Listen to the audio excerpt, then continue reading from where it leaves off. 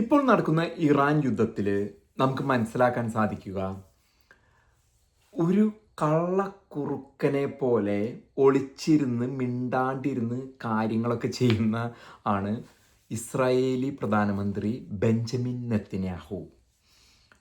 അദ്ദേഹം പുറമെ ഒന്നും വലിയ വാഗ്വാദങ്ങളൊന്നും നടത്തുന്നില്ല. എന്നാൽ അടിക്ക് അടി ലെബനനിൽ ടയർ എന്ന് പറഞ്ഞ നഗരത്തിൽ ലെബനൻ പിടിച്ചെടുത്തു. ഒരു തെക്കൻ ലെബനൻ പിടിച്ചെടുത്തു അദ്ദേഹം. പിന്നെ ആവശ്യത്തിന് ഇറാനി പോയി അടിക്കുന്നുണ്ട്. അപ്പോൾ ട്രംപിനെ സംബന്ധിച്ചിടത്തോളം ട്രംപിനെ കൊണ്ടുവന്ന് ഇതിൽ പാവത്തിനെ കൊണ്ടുവന്ന് ഇതിൽ ചാടിച്ചത് നെത്തന്യാഹുവാണ്. കാരണം നല്ല വാക്കും പറഞ്ഞ് കൊണ്ടുവന്ന് ട്രംപിന് ഇപ്പോൾ തലയൂരണമെന്നുണ്ട്. കാരണം ട്രംപിനെ സംബന്ധിച്ചിടത്തോളം ഇവിടെ ആഭ്യന്തര രാഷ്ട്രീയത്തിൽ മിഡ് ടേം ഇലക്ഷൻ പല സംസ്ഥാനങ്ങളിലും പ്രൈമറി തുടങ്ങിക്കഴിഞ്ഞു. പ്രൈമറി ഇലക്ഷൻ എന്ന് പറഞ്ഞാൽ ഇപ്പം നമ്മുടെ നാട്ടിൽ കോൺഗ്രസ് പാർട്ടിയുണ്ട്, കമ്മ്യൂണിസ്റ്റ് പാർട്ടിയുണ്ട്. ഈ കോൺഗ്രസ് പാർട്ടിയിൽ നിന്ന് ആര് മത്സരിക്കുമെന്നതിനെ കുറിച്ച് ഒരു മത്സരം നടക്കും. അതിനെയാണ് പ്രൈമറി. അപ്പോൾ കമ്മ്യൂണിസ്റ്റ് പാർട്ടിയിൽ നിന്നും അവരുടെ പാർട്ടീനെ പ്രതിനിധീകരിക്കുന്ന നേതാവ് ആരെന്ന് ഒരു തെരഞ്ഞെടുപ്പ് നടക്കും. ആ പ്രൈമറി ഇലക്ഷൻ പല സംസ്ഥാനങ്ങളിലും ഗവർണർമാർക്ക് വേണ്ടിയുള്ള പ്രൈമറി ഇലക്ഷൻ നടക്കുന്നു. പിന്നെ മിഡ് ടേം നവംബറിലാണ് ഇതിൻ്റെ റിയൽ ഇലക്ഷൻ വരുന്നത്. ഒപ്പം തന്നെ ഇവിടുത്തെ MP എന്നൊക്കെ പറയില്ലേ, സെനറ്റർ, കോൺഗ്രസ്മാൻ, അവർക്കുള്ള ഇലക്ഷൻസ് ഒക്കെയാണ് വരുന്നത്. അപ്പോൾ അതിൽ പെട്രോളിൻ്റെ വില ഈ നിലയ്ക്കാണ് പോകുന്നതെന്നുണ്ടെങ്കിൽ ട്രംപ് നിലം തൊടില്ല. നിലം തൊടു തന്നെയല്ല, ഈ ഇറാനിൽ വാറിൽ പോയിട്ട് യുദ്ധത്തിൽ പോയിട്ട് തലവെച്ചോട് കൈവച്ച് കൊടുത്തോട് കൂടിയിട്ട് ഇദ്ദേഹത്തിന് ആഭ്യന്തര ഇതിൽ മോഹങ്ങളൊന്നും നടക്കുന്നില്ല. കുടിയേറ്റ ഇതിൽ ഇല്ലീഗൽ ഇമിഗ്രേഷൻ തൊട്ട് പല കാര്യങ്ങളിലും ആൾക്ക് പല കാര്യങ്ങളും ചെയ്യുന്ന മോഹമുണ്ട്. ഇതൊന്നും നടക്കണില്ല. എന്നാൽ നെത്തന്യാഹു അതായത് ഇറാൻ പറയുന്നത് ലെബനനിൽ അടി നിർത്താനാണ്. നോക്കട്ടെ, ആലോചിക്കട്ടെ, ഒന്നും വിടണില്ല, നല്ല പെരുപ്പ് അടിയെന്ന് നടക്കണേ. അതായത് ആഴത്തിൽ ലെബനൻ്റെ ആഴത്തിൽ ഇറങ്ങി ചെന്ന് ഹെസ്ബുള്ളനെ അടിക്കുകയാണ്. ഹെസ്ബുള്ളനെ അടിച്ച് ഇല്ലാണ്ടാക്കണ്. നെത്തന്യാഹു ഇത് നിർത്താൻ പോകില്ല. നെത്തന്യാഹു തക്കിയ പഠിച്ചവനാ. തക്കിയ എന്നുള്ള പറഞ്ഞ വാക്ക് അറബിക് നാമമാണ്. അതായത് ഒരു മുസ്ലിമിന് നുണ പറയാനും ചതിക്കാനും പറ്റിക്കാനും നൽകുന്ന അവകാശമാണ്. അത് കാഫിറിനെ രൂക്ഷമായി കൊല്ലാനും എല്ലാ തരം കള്ളത്തരം ചെയ്യാനായിട്ടുള്ള ഇതാണ് തക്കിയ എന്ന് പറഞ്ഞ വാക്ക്. ആ തക്കിയയിൽ ഇപ്പം ബിരുദാനന്തര ബിരുദെടുത്തിരിക്കുന്ന ആളാണ് നെത്തന്യാഹു. നല്ല അലക്കലക്കുന്നുണ്ട്. അലക്ക് നിർത്തൂല ആള്. കാരണം ഒക്ടോബർ 2023 തുടങ്ങിയ അടിയാണ്. ആ അടി ദവട്ട അടിക്കണ്, സിറിയയിൽ അടിക്കണ്, ബാഷർ അൽ അസദ് ഓർഡറിന് ഇവിടെ ലെബനനിൽ അടിക്കണ്, ഇസ്മയിൽ ഹനിയ, സിൻവാർ തൊട്ട് ഇബ്രാഹിം റൈസി നിലം തൊട്ടാട്ട് നേതാക്കന്മാരിട്ട് അലക്കണേ. ഒപ്പം തന്നെ ഹമാസിന്റെ അട്ടക്കി അടിച്ച് കയറ്റി കൊടുത്തേക്കണ്. അവിടുത്തെ ടണലുകളൊക്കെ ഒരെണ്ണത്തിന് ഇപ്പോൾ ഒന്നും മിണ്ടാനില്ല. കൊണ്ടുവന്ന് ട്രംപിനെ കൊണ്ടുവന്ന് ഇതിൽ ചാടിച്ച് ട്രംപിന് തലൂരമിട്ടാണ്. ട്രംപ് ഒരു ദിവസം അങ്ങോട്ട് പേപ്പർ കൊടുക്കണു, അവിടെ നിന്ന് ഇറാൻ മറ്റേ പാകിസ്ഥാൻ വഴി ഒരു പേപ്പർ ഇങ്ങോട്ട് കൊടുക്കണു, ഞാനൊന്ന് ആലോചിക്കട്ടെ എന്ന് പറയുന്നത്, നിങ്ങളൊന്ന് ആലോചിക്കുന്നു പറയുന്നത്. ഇതാണ് ഇപ്പോൾ കഴിഞ്ഞ 6 മാസമായിട്ട്. അതിനിടയിൽ ഇറാൻ പറയുന്നത് നിങ്ങൾക്ക് എന്നാൽ ലെബനനിൽ അടി നിർത്ത്, ഒരു സീസ് ഫയറിൽ അടി.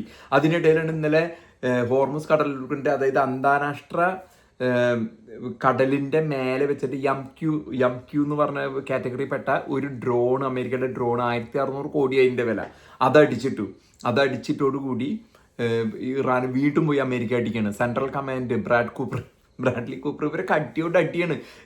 ട്രംപ് കെടുന്ന രീതിയിൽ നിന്ന് രാഷ്ട്രീയമായിട്ട് ഇപ്പം എങ്ങനെയെങ്കിലും തലവരണം. കാരണം ഇവിടെ എണ്ണ വില അത്രയും ഇതാണ്. പെട്രോളിന് വില കൂടി ഭയങ്കര വിലയായിട്ടിരിക്കുന്നത്. ഇപ്പം നമ്മൾ പോലും സാധാരണക്കാർ പുറത്തിറങ്ങിപ്പോയി എണ്ണ വലിക്കാൻ, പെട്രോൾ അടിക്കാൻ പറ്റാത്ത സ്ഥിതിയാണ് കെടുക്കുന്നത്. അപ്പം ട്രംപിനാണെങ്കിൽ ഇതിന്ന് തലൂരാനും പറ്റണില്ല. കാരണം ഇറാൻ വലിപ്പിക്കണം. ഇറാനെ സംബന്ധിച്ചിടത്തോളം ഇനി എല്ലാം നശിപ്പിച്ചു, മോളിൽ നിന്നുള്ളതൊക്കെ നശിപ്പിച്ചു. അവരുടെ പട്ടാളത്തിന് കര ഇതിന് ഒന്നും പറ്റിയിട്ടില്ല, ആർമിക്ക്. അപ്പം അവർ കാക്കുന്നത് American IRGC, Islamic revolutionary guard നോക്കുന്നത് അമേരിക്കൻ പട്ടാളം കരയ്ക്കിറങ്ങാനാണ്. അത് ഇറക്കാണ്ട് നോക്കേണ്ടത് ട്രംപിൻ്റെ ഉത്തരവാദിത്തമാണ്. എന്നാൽ ഇത് ഒന്നും ഇല്ലാണ്ടാക്കി വരാനും പറ്റില്ല. നായർ പിടിച്ച പുലിവാലെന്ന് പറഞ്ഞുകൊണ്ടാണ് ട്രംപ് പെട്ട് കിടക്കണത്. ഇലക്ഷന് നേരിടും വേണം. അതിന് അവിടെ വെച്ച് നെത്തന്യാഹു അണ്ണുക്കിട്ടയില്ലാണ്ട് അടിയോടടി. എന്നാൽ ഇസ്രായേലിൻ്റെ സംരക്ഷണം അമേരിക്കയ്ക്ക് കൊടുക്കില്ല എന്ന് പറയാനും പറ്റാത്ത സ്ഥിതിയിലാണ് കാര്യങ്ങൾ. നെത്തന്യാഹുവിനെ ഇപ്പം പലപ്പോഴും അമേരിക്കയ്ക്ക് വിട്ടു പോരാൻ പറ്റില്ല. ഒരു പരിധി വരെ ട്രംപ് അറബ് നേതാക്കന്മാരെ കണക്കിലെടുത്തിട്ടാണ് ഈ കളികളൊക്കെ കളിക്കുന്നത്. പക്ഷെ നെത്തന്യാഹുവിൻ്റെ ആ ഒരു ട്രാപ്പിൽ നിന്ന് നെത്തന്യാഹു കഴിഞ്ഞ ദിവസം വളരെ പ്രാധാന്യം അർഹിച്ച ഒരു പ്രസ്താവന നടത്തിയത്, നമുക്ക് എന്നും വിശ്വസിക്കാവുന്ന ഒരു നല്ല സുഹൃത്തുണ്ടെങ്കിൽ ഇന്ത്യ മാത്രമുള്ളൂ എന്നാണ് അദ്ദേഹം പറഞ്ഞത്. ഇന്ത്യ മാത്രമാണ് ഏതൊരു കാലാവസ്ഥയിലും നമുക്ക് വിശ്വസിക്കാൻ പറ്റാവുന്ന അത്തരം, കാരണം മോഡിയാണ് അവിടെ ഇരിക്കുന്നത്. അപ്പം ഇതിൽ നമ്മൾ വേറൊരു കാര്യം കൂടി മനസ്സിലാക്കേണ്ടത്, ഏഷ്യയിൽ നിന്നും ഇസ്ലാം ഇല്ലാതാവുകയാണ്. ഇസ്ലാമിന് ഇനി ഏഷ്യയിൽ ഒരു സ്ഥാനമില്ല. ഇനി ബുദ്ധിയും ബോധമില്ലാത്ത സായിപ്പിൻ്റെ അടുത്ത് പോയി വല്ല UK-ലോ ഫ്രാൻസിലൊക്കെ കളിക്കാൻ പറ്റുള്ളൂ. അമേരിക്കയിൽ ട്രംപ് ഇരിക്കുമ്പോഴാർക്കില്ല, ട്രംപ് പോയാൽ പറ്റും. അവിടെ ബുദ്ധിയില്ലാത്തവന്മാരുടെ കൂടെ ബോധമില്ലാത്തവന്മാരുടെ കൂടെ പറ്റുള്ളൂ. ഏഷ്യയിൽ ഇനി ഇസ്ലാമിന് സ്ഥാനമില്ല. അതാണ് UAE ഒക്കെ ഇപ്പോൾ കാണിക്കുന്നത്. UAE പോലെയുള്ള രാജ്യങ്ങളുടെ ഇത് കാണൂ. ബഹ്റൈൻ, സൗദി അറേബ്യയും ഖത്തറൊക്കെ വീണ്ടും അവസരം കിട്ടി അപ്പം മതം ഉപേക്ഷിച്ചവരാണ് അവരെ സംബന്ധിച്ചിടത്തോളം ഇനി മതത്തിനൊരു സ്ഥാനമില്ല.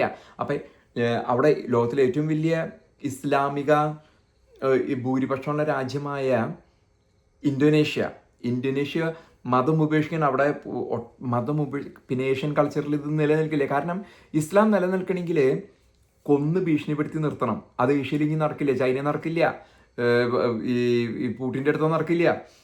ഇന്തോനേഷ്യയിലെ ഏഷ്യൻ കൾച്ചറിൽ അത് സമാധാനപരമായിട്ട് ഇപ്പം ഇതൊക്കെ നവമാധ്യമങ്ങൾ വന്നതോടുകൂടി ഇന്തോനേഷ്യയിൽ ഇപ്പോൾ 15% ക്രിസ്ത്യാനികളാണ്.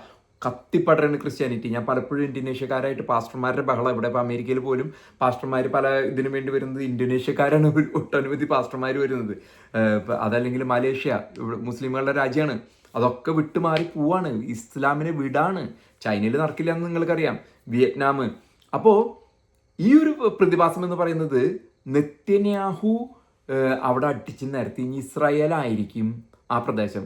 ഒരു തക്കിയക്കാരൻ കൊച്ചു കുറുക്കൻ കള്ളനാണ് നെതന്യാഹുവിന് ഇത് അടിച്ച് നിരത്തണം, ഏഷ്യന്ന് ഓടിക്കണത്. ഇസ്ലാമിനെ ഓടിക്കുന്ന പാർട്ടിയാണ് നെതന്യാഹു ഇത് ചെയ്യാൻ പോകുന്നത്. ഒപ്പപ്പുറത്ത് മോഡി. അതുകൊണ്ടാണ് ഇന്ന് അദ്ദേഹം പറഞ്ഞത് ഇന്ന് നമുക്ക് വിശ്വസിക്കാൻ പറ്റാവുന്ന ഒരേ ഒരു രാജ്യം ഇന്ത്യയാണെന്ന് പറഞ്ഞു. അമേരിക്കയെ പോലും നെതന്യാഹു ഇത് യുദ്ധത്തിന് കൊണ്ടുവന്ന് ട്രംപിനെ കൊണ്ടുവന്ന് ചാടിച്ചെങ്കിലും ഇത് ചെയ്തു.